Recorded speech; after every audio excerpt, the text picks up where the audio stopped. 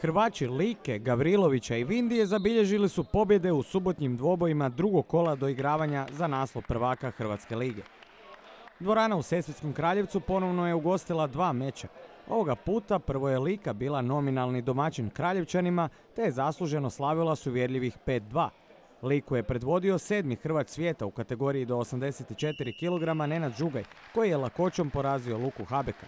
Vrijedne pobjede za Liku zabilježili su i Toni Brala, Stefan Matošić i Josip Lopac, dok je kod Sesvetskog Kraljevca uspješan bio perspektivni Filip Šačić.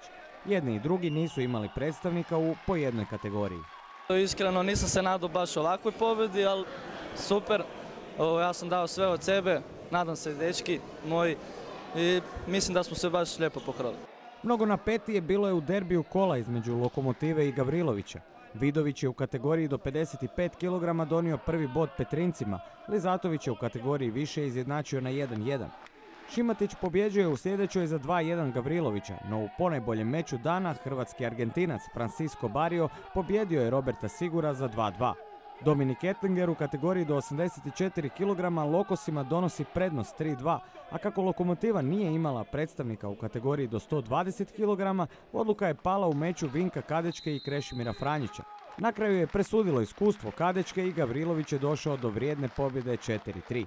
Ja sam zadovoljan, evo. Meč je bio fenomenalan, završni ovaj meč je odlučio u stvari pobjednika.